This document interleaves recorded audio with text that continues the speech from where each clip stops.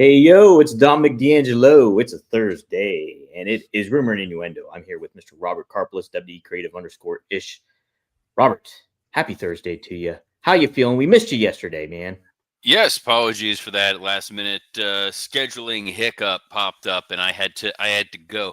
Hopefully, that didn't happen with all your other besties out there, like Violent J or Vince Russo or the birthday boy himself, Rob Van Dam, Happy birthday, RVD. Heck yeah. Robert, yes. which I only know about because Ricardo Rodriguez and I are Facebook friends, and he had posted something about celebrating Rob's birthday. Well, how about that? It's also Steve Austin's birthday, too. It's a wild, and Trish Stratus as well. So, Wow. So I know I share my birthday with Goldberg. So there's at least one great Jew in wrestling who was born on December 27th, and also Goldberg. wow, man. Yeah, I share one with Lex Luger and AJ Styles. So, how about that? June 2nd, baby. All right. Let's say hi to some folks in the chat here, though. Actually, just one person. Jeff Hettinger is the only one to chime in right now. Hello, R&I. Just made it in time. Happy you're here, Jeff. Oh, we got Wrestling Old Head saying, hey, everyone, happy Thursday. So we got some good stuff to talk about. A Dynamite that was 3 hours long. If you combine it with Collision, which they did, Robert, did you watch all 3 hours or did you just watch Dynamite? So here's the thing that's so strange about our friends at All Elite Wrestling, whom we love and respect. Absolutely. So I am 420 years old, unlike Rob Van Dam, who's 420. Yes. My DVR set to tape Dynamite and Collision is two separate shows. Rather than just putting it as one 3-hour presentation, they have it as two separate shows, which throws everything off entirely. It's a weird decision on their part to go ahead and do that rather than just make it one coherent 3-hour show. But you can tell there is a steep change in that program when it goes from Dynamite to Collision. Which is weird because, yeah, why not just embrace it as like a 3-hour Dynamite and like forego the Collision name tag on it all? Who are they thinking that? Well, most of our fans know they're going to tune in from 8 to 10. They're going to make plans at 10 o'clock, so those people can go. But the Collision people, they're going to stick around. Like, just make it a 3-hour special. And they gave you so many big matches on that show so early in the broadcast. You absolutely could have extended it for all 3 hours. 100%. I said yesterday, I think they should have opened the show. Did they say they should open the show with something? I said they should open the show with like a match like Orange Cassidy versus Mascara Dorada just because of the athleticism aspect of it all. Well, they put that on Collision. That They was need on to Collision. keep people awake. I know they have an energy drink sponsor.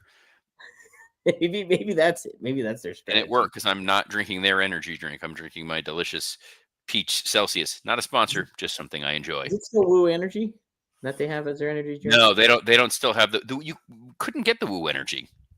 We tried to order it. I was going to make my previous co-host drink it, and we nowhere in two large major metropolitan cities was it anywhere remotely available. That's bonkers indeed. Well, but when you think healthy living, the first person you think of is Nature Boy Ric Flair. Oh man, riding Space Mountain all them years, right? He's got to be the peak of health. I'm a little surprised at a decision that our friends at All Elite Wrestling made. Namely, this was a taped show. Mm-hmm.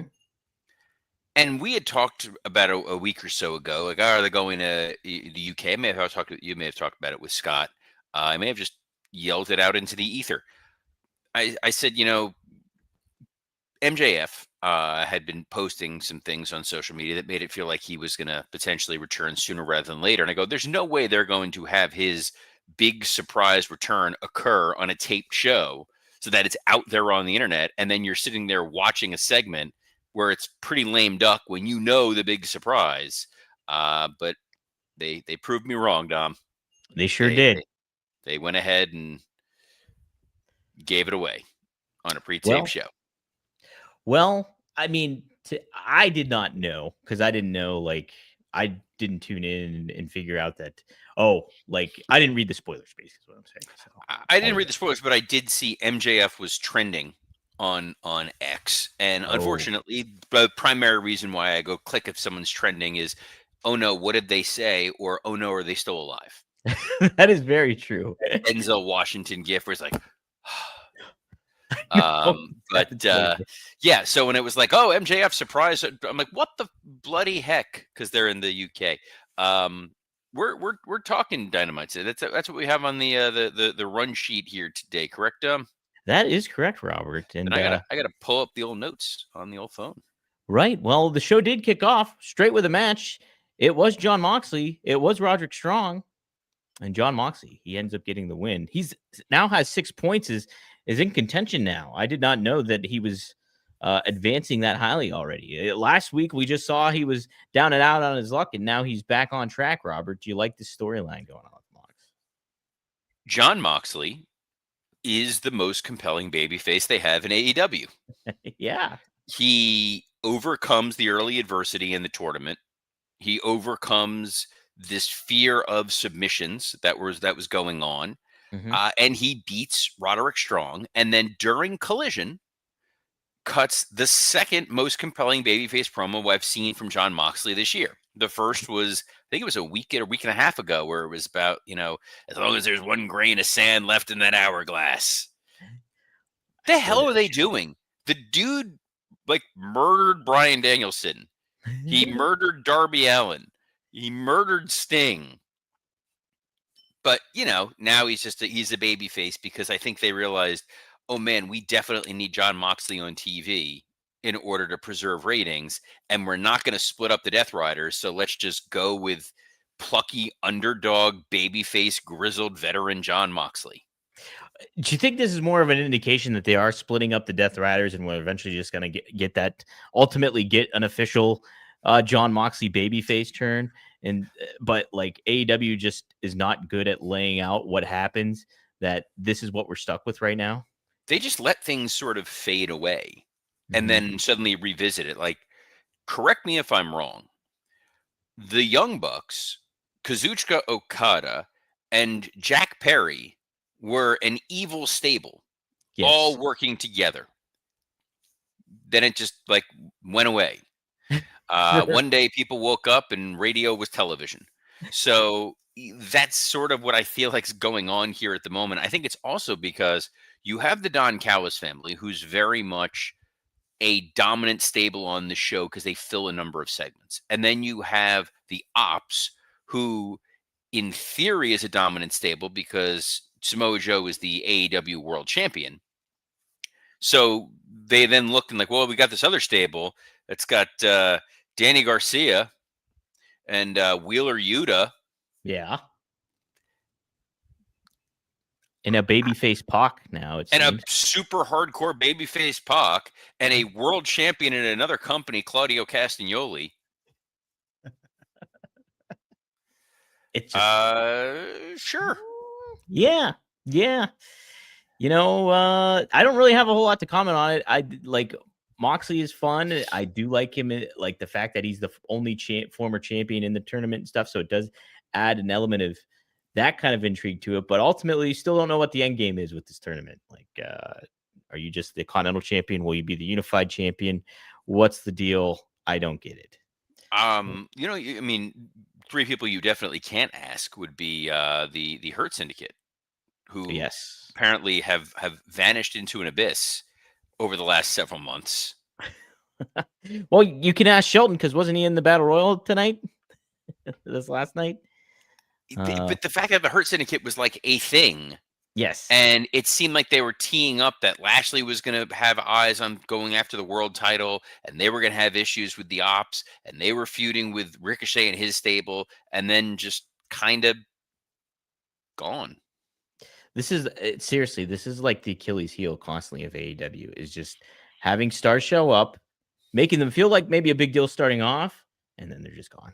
And well, they kept Eddie Kingston on TV, so there's that. Eddie Kingston cut a promo in the back that was basically, I lost, but I'm going to come back and win again at some point.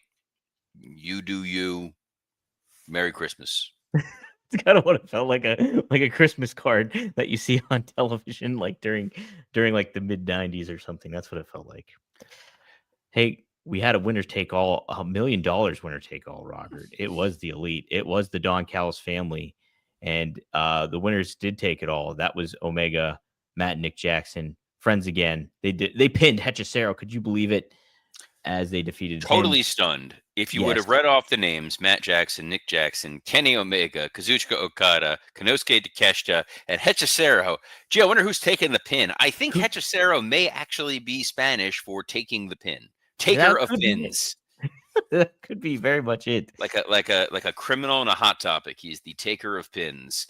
My hope, if there was in fact a hope to come out of this, is that if there was going to be a segment and you're trying, you got Okada mad at Takeshita, Takeshita mad at Okada, and the fact that the two of them arguing with one another is what led to this. You get Don in there, and he goes, he looks like he's yelling at Takeshita, and it's like, we know whose fault this is, Hechicero. And then you get a bunch of guys jump Hechicero in order to try to keep these two alpha males together. I guess. I don't know. Now that they have the $1 million that they've won multiple times now, where do they go? What do they do with this $1 million?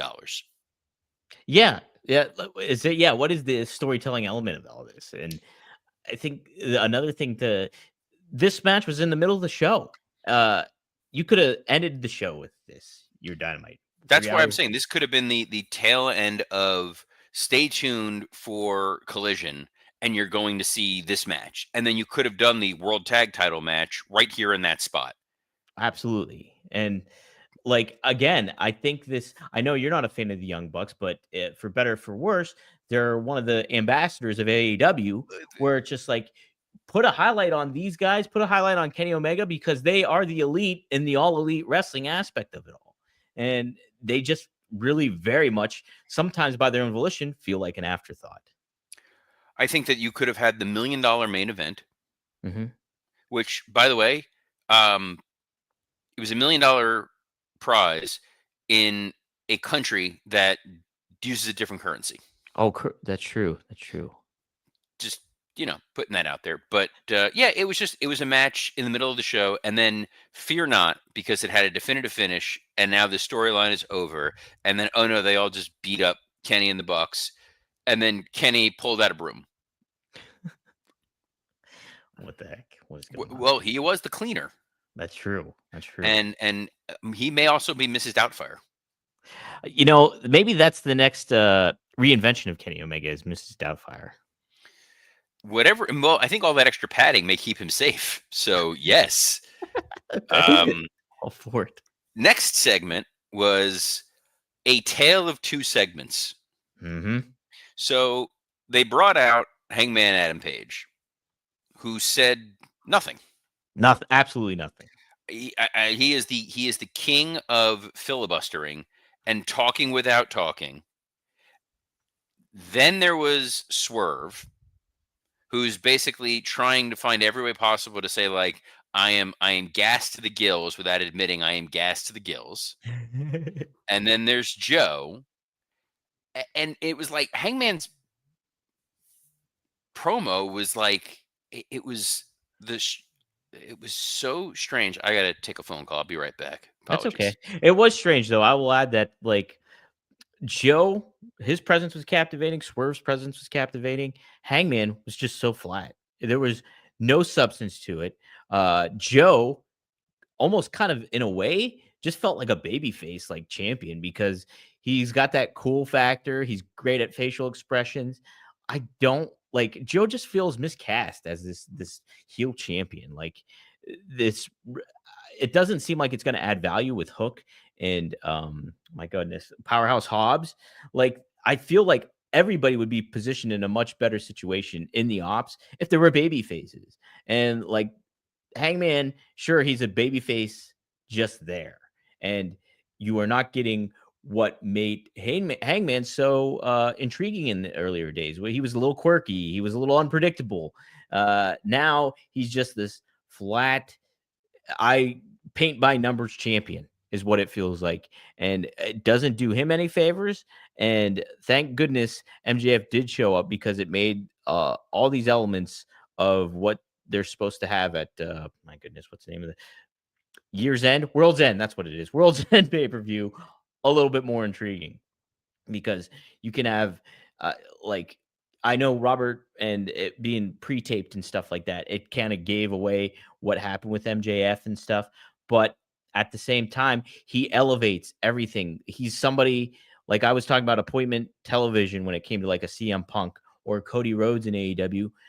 MJF certainly adds that for AEW.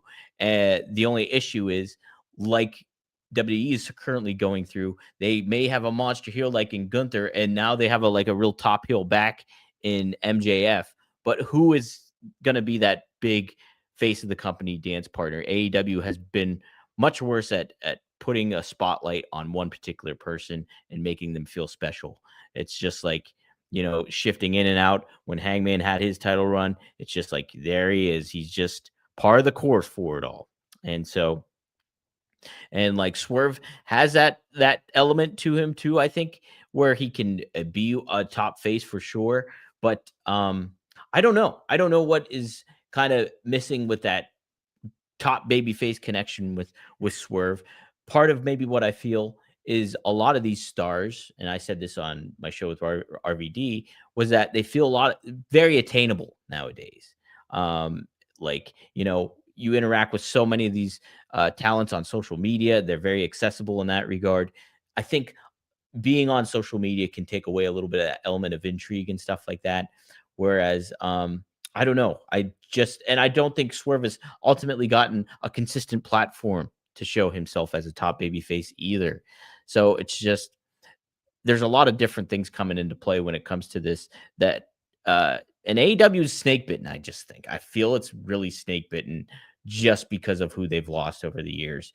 And, you had that company that was rivaling you just by perception, rivaling WWE. And now it just feels like a real distant second place. And there's reasons for that. And like the inconsistency of positioning people. We talked about the Hurt Syndicate earlier, and they're just not there. Like, what are you doing? What are you doing not making people feel important? Was Mark Briscoe even a factor on this show? I don't think he was. And so it's just like you want to keep tabs. This has been the constant issue since AEW's inception, is the consistent presence and particular moments that you take to make these stars feel like stars. Let's take a look at some of your comments here too. Wrestling Loaded says Joe is a great talker, but is struggling with a character that has been fully defined. Absolutely. Like, it just feels like kind of lazy. Like, oh, Joe sold out. Not really. That's not the identity I was given with him. He's just a champion that turned bad guy, to get what he wanted. So I'm with you. I don't feel like, there is something that what's defined. Why are we hating on Joe so much besides that he backstabbed Hangman Page? It just, there's not a lot of substance behind, the reasoning, I guess, of it all.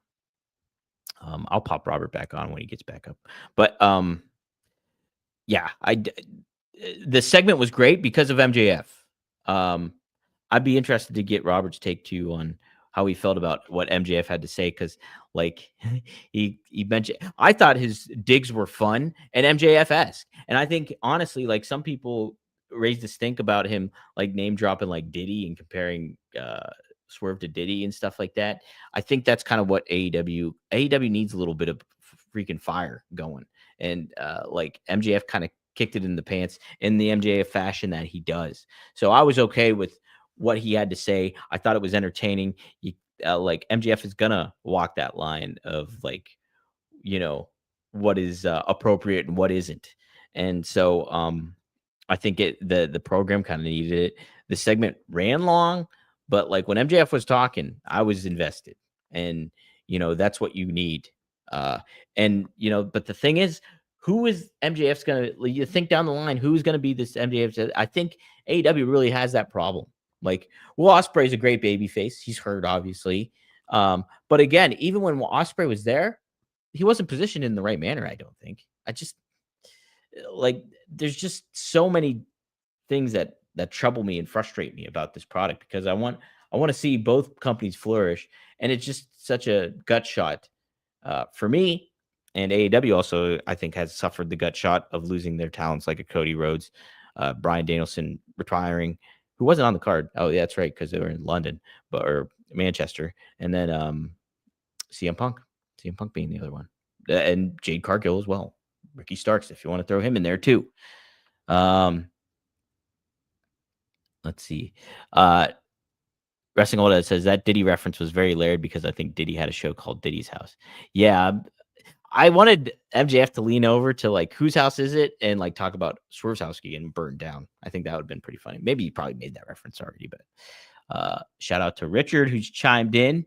Thanks for tuning in here, Richard. Appreciate it. Wrestling Old Head said also adds I might be wrong on that show name, but there was a show in his house. I can't remember. Wasn't it? I think you're right. Wasn't it on MTV? Didn't Chappelle make a parody of it? It's like pure Cambodian breast milk, baby. It's pure Cambodian, baby. I remember that. We can double back when Robert gets back off his phone call. But let's talk about the Babes of Wrath and Timeless Love Bombs. They teamed up to face Mercedes Moné, Athena, and Mega Problems. Is that the name of Marina Shafir?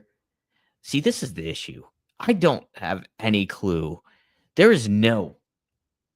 Help us out here, AEW. Literally, treat us like children and lay out stuff like names of people, show it, talk about it, because I had no idea that's what Marina Shafir and Megan Bain were called. And like, I'm thinking of the art of factions and like how factions felt like such a big deal back in the day. Now everybody's a part of a faction and everybody's got a title. It's all like just all mixed together and it's just insane. It just drives me nuts. It's something that I'm just like, how do I keep track of all this? Help me. Be my Jerry Maguire, AEW. What's going on here? Okay. Anyhow, this was a fun match. I did like it. And you had Mercedes get the pinfall win off of Willow. So are we getting Mercedes and Athena teaming up to go against the Babes of Wrath? Where I thought, they were going to make a run in the tournament, Mercedes and Athena. So we're revisiting that story. I'm kind of okay with it. It just feels like a placeholder thing, maybe for Mercedes. Okay, she's going to win the tag titles maybe at some point with Athena, or is she just going to be a feud of the week for the Babes of Wrath? Like, I would have just done more so with, I mean, I'm all right with them winning, the heels winning. I totally am, but it's just like, what's going on here? It's what is happening?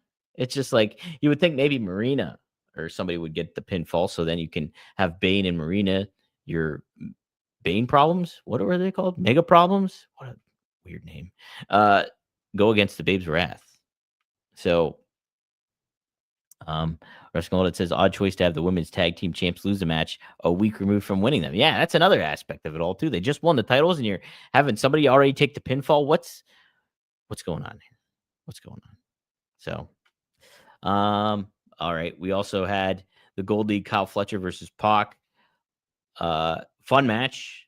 These guys went all out, and it was end capped by Pac doing a top rope avalanche poison Rana to Kyle Fletcher before hitting the red arrow for that 1, 2, 3. Man, what a great finish the red arrow is. Like, it's like a flawless kind of top rope move. Pac does great stuff with that.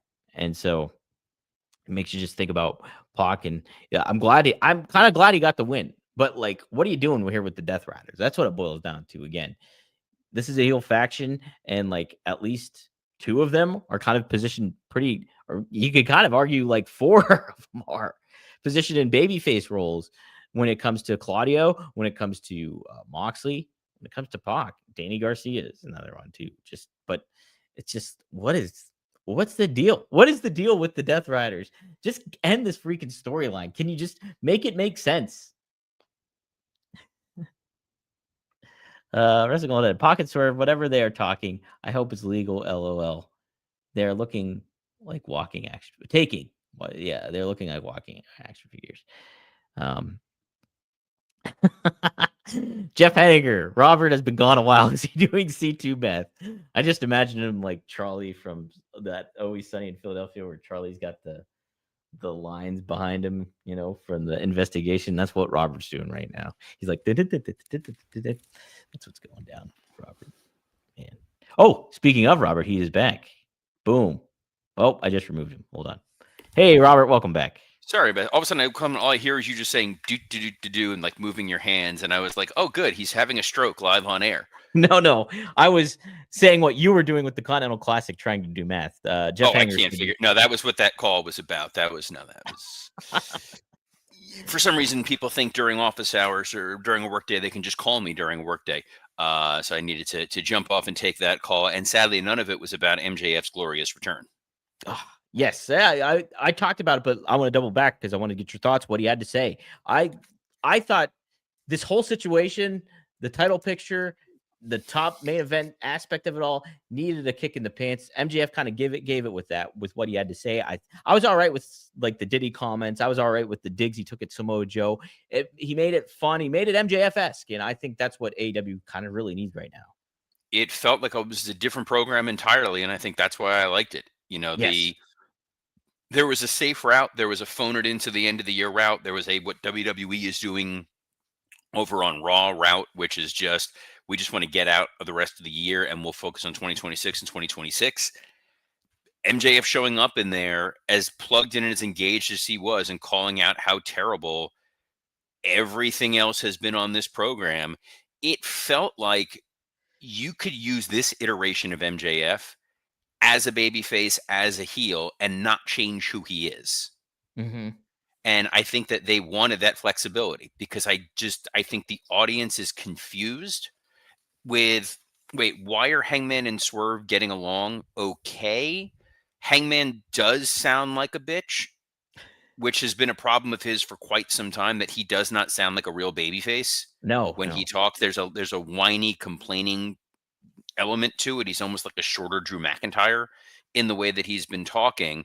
And this idea of, well, I was going to be virtuous, and when I won the title, I would give a shot to Darby, and I would give a shot to Ospreay, and like, what is this? It's not intriguing at all. It was very, very odd. And then it was just like MJF being like, "Up, no, I'm back. We're good. There's a hand on the wheel, and we are moving forward." That's what it felt like, Robert. And we are moving forward, Dom. We are moving forward. Anything else you want to cover when it came to what happened on Dynamite? I'd mentioned the Pac and Kyle Fletcher match. Thought it was fun, but it's just like we said earlier, it's like a head scratcher when it comes to what you're doing with the Death Riders. It's not even a question what you're doing with the Death Riders. I don't know that if I was Tony Khan, I would feel that comfortable beating Kyle Fletcher as clean as many times as you. I get that it's the Continental Classic and it's the tournament and whatever and da-da-da-da-da. I would not be beating that guy. He was literally the number one contender for your world title a few months ago, and he is your next big rising star. And then you got him losing clean to Pac. Which, like, I'm not as against that necessarily, but yeah, it does diminish maybe what Kyle Fletcher's done, especially he's taken up 2 losses in a row with Speedball Mike Bailey and then Pac. It's just like, I get the intrigue of it, hey, what's happening in the Continental Classic? But I mean, I don't know. Is that a good investment that you're making when it comes to all that? I don't know. But it's a good investment, Dom, is tuning in here every Monday through Friday at noon Eastern. We're available on a plethora of platforms, including the WWE Creative _ISH X account, the @Dominic D'Angelo X account, the @SE Scoops X account, and on YouTube on Rumor and Innuendo, Podcast Heat, and ad-free shows. And on behalf of the man who has a brighter future in the NFL than Tua Tagovailoa, Dominic D'Angelo, I'm Robert Karpelis. Best of luck in your future endeavors. Put me and Mike McDaniel. We have glasses together. We're both nerds. Shh.